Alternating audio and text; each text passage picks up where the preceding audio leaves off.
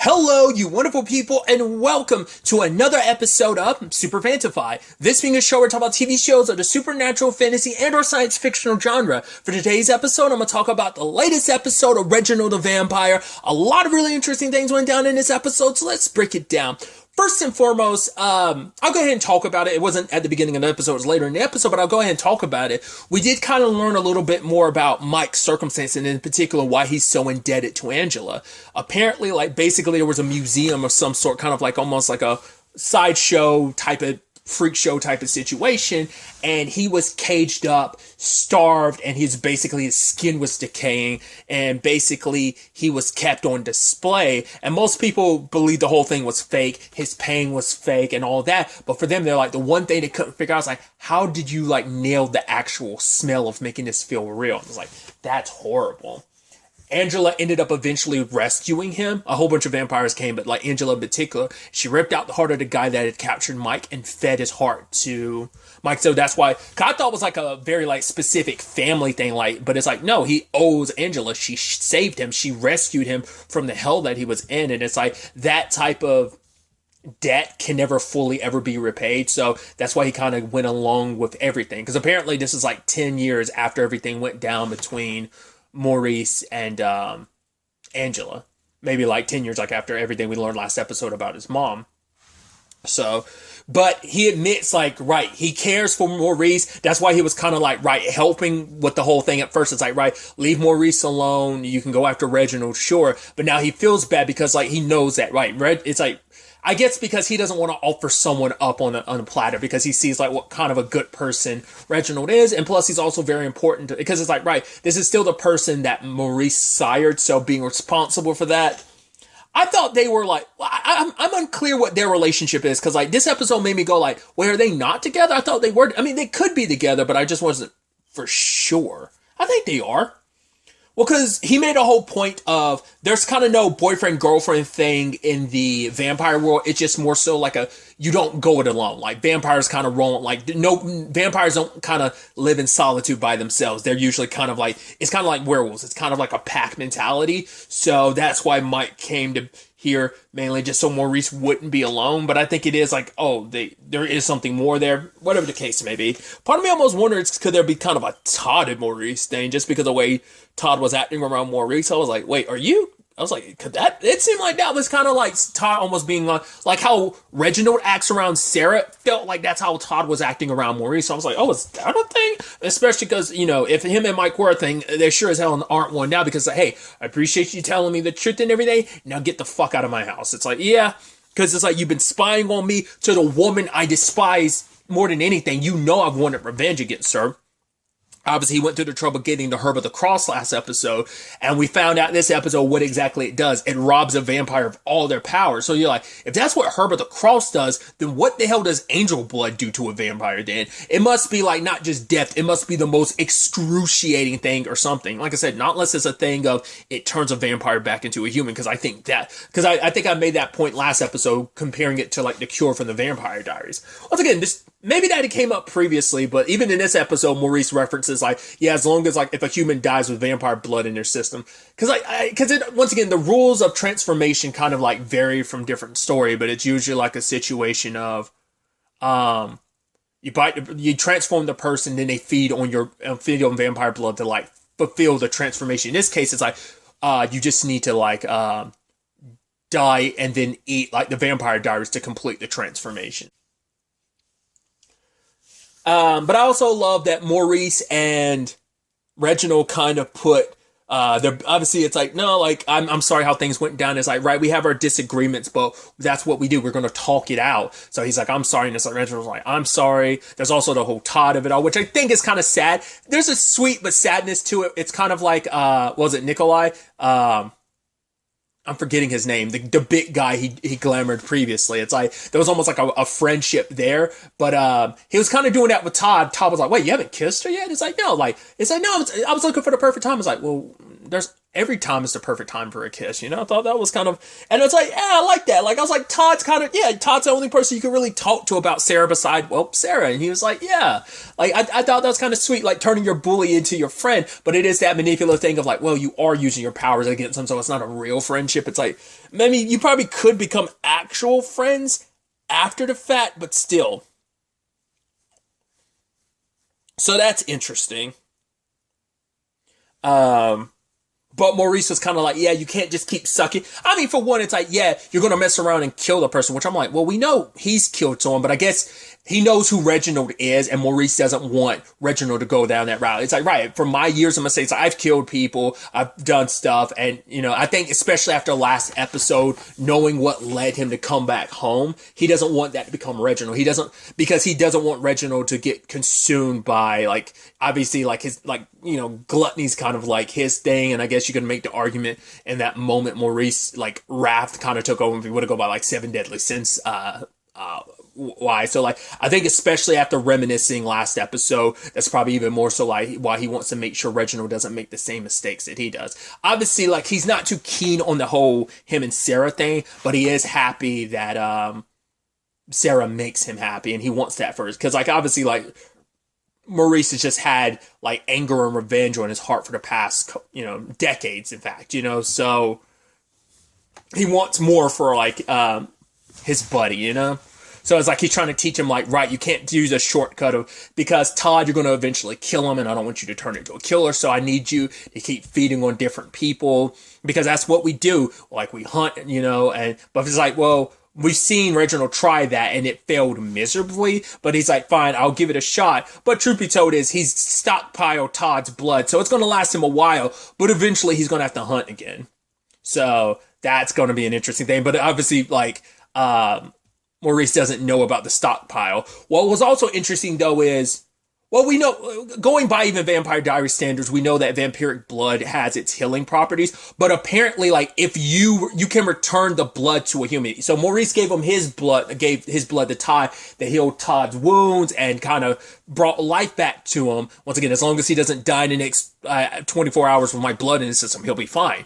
But he's saying that vampires can give back the blood they took. So if he wanted to, Reginald could have given that blood back to Todd. But he also tells Reginald, like, your desires is just your desires that you had as a human, just amplified more as a vampire. So it's not even that you're hungry. It's just that he's using food to overcompensate, which are like, oh, like, obviously there's like a psychological, like, it's like, yes, blood is delicious, but it's not even like you're doing it because you're hungry. You're doing it to kind of satiate this desire in you. And it's almost like I said, there's a little bit of that gluttony there, and I think, you know, it's applies, like, right, you know, I get it, like, anytime, like, you're going through something, what do? You might, like, stress eat or something like that. You find comfort in food. Now the same thing applies to him as, like, a vampire that probably applied to him in real life. I mean, just as a human, so I think that's kind of interesting. I also love that Ashley is still because I was like, oh, we ain't seen Ashley at work. Oh, never mind. There she is. She's following Todd, trying to follow him back to the vampire. I was like, oh, that wasn't going to end well. But luckily, Reginald knows Ashley's on to, like, some vampire's existence going after Todd. So he's like, you know what? I'm gonna take advantage of this situation, and I'm going to, keep this super low key. So it's a good thing, like, Ashley got distracted by her run in this episode that stopped her from fully following Todd all the way. So that was kind of an interesting development on that front. So,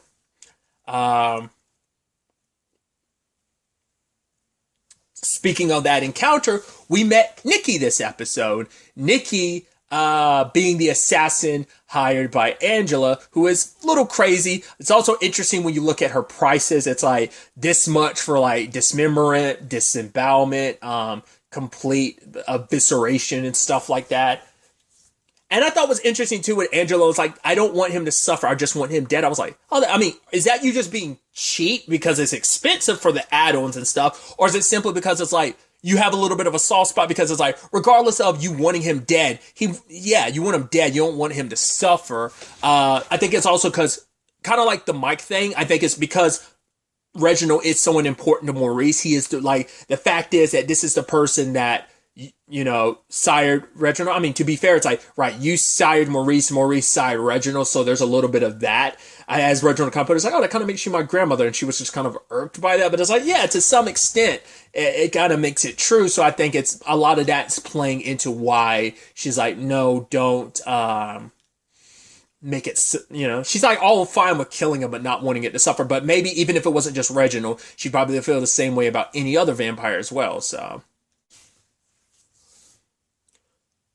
Which I'm not sure if Nikki was purposely... I would assume she was, because she was following Reginald just as Ashley was following Todd, and they bump into each other.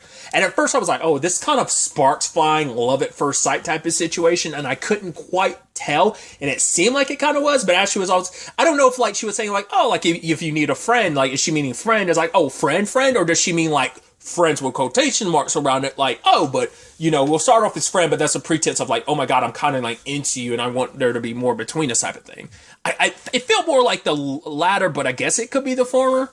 But, Nikki was like, yeah, I'm usually the one causing trouble, so, I don't think she has many friends, probably probably never really gets close enough to people for that to happen. So that's kind of the first connection she made, in I think probably in a long time, because she has been doing this for a while. Because Angela's like, right, she's a proficient killer. She's been doing it for the past 300 years. So I don't know like how old she actually is. Then, like, she might have said she's been killing for 300 years, or she's probably said like she's been around for 300 years. So.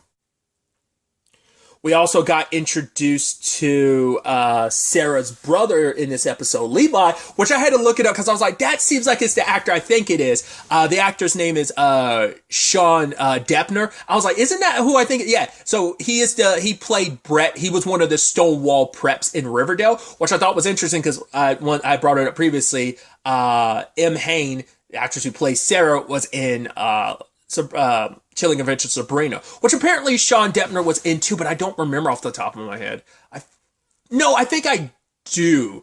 Didn't his character get like super, like he was like, his character was like brutally murdered. He was on, yeah, because I remember now that he was like, it was in it for like a little bit. It was a small part, but it's still like interesting to know like they are just in this, like considering like their Riverdale the Riverdale / Sabrina connection, but also once again they were also in Chilling. They were never in it together, I don't think, but they were just both in it. So just interesting how that works out. But he's part of whatever her situation is that she ran away from. Because they have touched on that a little bit, but I don't think it really resonated how cultish it is, the circumstances she ran from. Because Levi was like, no, I left it all behind. I just want to start over. We could be a family. But it's like, no, his plan was to drag her back. He even says later on, like, you were given a year to kind of get over all this foolishness. Like, the fact of the matter is, you might not have, like, the church chose you. You're kind of special, kind of rejoined the Enlightenment. And even had like a mattress and chains back, like chained cuffs and stuff. It's like, wait, so he was like, yeah, that was only if things were going to go to that point. She's like, what do you mean if things got to that point? What point would it involve my brother basically kidnapping me and forcing me to go back? Luckily, Reginald showed up to kind of diffuse that situation. But it's like, yeah, go back, pretend like you didn't find your sister, you never came here. And Reginald's covering that up. I mean, it's interesting that you will blatantly do that in front of Sarah, but Sarah just kind of brushes off the side. It's like, wow, teach me how to do that. And it's like, kind of, just power of positive thinking. So that's interesting. We've also never seen that side of Sarah too, but I guess it just shows like how desperate she is. Because for her, it's like she finally got freedom. She has a chance at just kind of a normal life.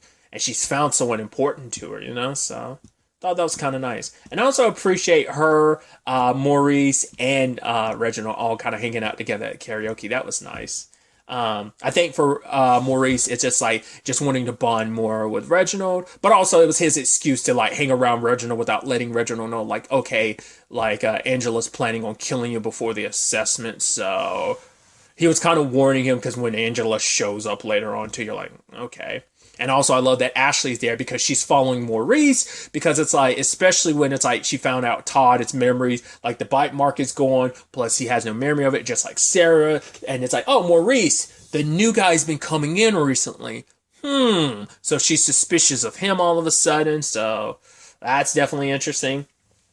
There was also another element to this episode with Claire, which I thought was fascinating. It's like, oh, you beat my fair, I guess this fair is fair. Guess the only choice now is for you to bite me and turn me into a vampire. He was like, wait, what? No. Like, for one, you're 12, which if you're watching, Interview the Vampire, we have that conversation about being stuck immortally as a vamp. You know, it's like, well, Reginald kind of didn't have as much of a choice because it's like, well, he was in the process of dying, so there's that. But it's like, he doesn't want that for Claire. He wants her to be able to, you know, be able to grow old, but also it's like ethically, like, if I make you a vampire and I die during this assessment, not only will Maurice die, you'll die as well. But she's like, no, you'll do. Like, that's what I thought was so fascinating. But basically, she kind of makes it seem like being a vampire. She's like, right, I don't feel safe. And she's like, being around you, I feel safe. And maybe if I become a vampire, then I won't have to be around you just to feel safe. I was like, what the hell is going on in your home situation? I mean, to be fair, she kind of latches on to Reginald, like, a lot. Also, maybe Reginald isn't as old as I thought he is. Like, well, they went out for drinks, didn't they? So, like, I'd assume they're in their 20s. Well, because he said, like, oh, you're, like, 12. And she's like, I guess, I feel like if she was, like, if she was like, I'm actually, like, 14 or 15, she would have corrected him. So I'm like, I don't know what that's all about. And also, like I said, maybe Reginald is younger than I kind of take him for. I mean, you know, Jacob Babylon's obviously played a teenager before because he's played one in, obviously, like, best notably in the Spider-Man movies. But still, I don't know.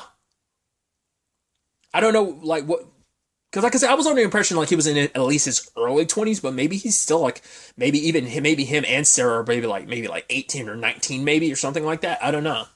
But, like, her wanting to be, and also that interesting scene of she stormed out and then the lights went out, and you're like, and then it came back on. I was like, what the hell was that about? That seemed weird. So I'm wondering, is there something going on there? It does seem like she goes out of her way to try to, like, hang out with Reginald, like, a lot. He almost makes it seem like he has no friends, but he has one. But I guess it's like, right, they, like, bonded over, like, games and just being kind of nerds a little bit, I guess. I don't know. I mean, Sarah's a bit of a nerd herself, but still, like, that's kind of a different situation when it's like, yeah, this is a girl you're, like, in love with versus someone you're just friends with. Yeah. I don't know. That's definitely going to be interesting. But they do karaoke, and it's like they're duetting it. And then Nikki kind of stops when she hears it. I was like, well... But then, like, she goes in and she's kind of drawn in. I'm like, what the hell is going on? And then she starts crying a tear of blood. And then she picks up the mic and starts singing. Even Angela's like, what the fuck? Even I kept saying, like, what the fuck? And she's, like, enamored by Reginald. I'm like, even he's looking confused, like, who is this lady and what that's all about? I'm like, does Reginald actually have even more powers than we think he does? Like, I don't know. That's weird to me because I'm like, is she just naturally enamored by him? I'm also curious, like, how Ashley's going to take the whole, like, her crying a blood tear and everything.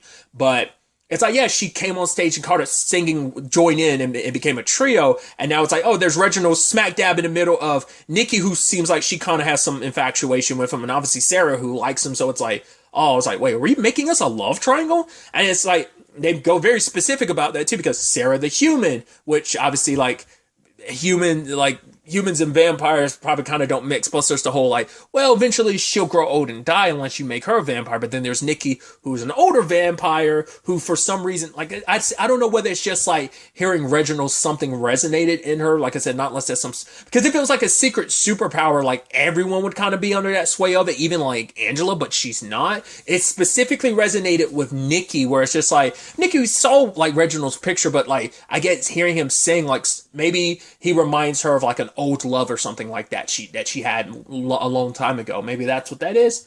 But I was like, ooh, that seems like that's going to be a complete, like I said, I think that's going to legitimately be a love triangle situation. Maybe it might be to the point that Nikki becomes so obsessed with Reginald, instead of wanting to kill him, she might decide, like, no, you know what, I'm going to kill Sarah just so I can have Reginald for myself. So that might put them at odds. So, but I don't know what to fully expect from this situation. That was just interesting.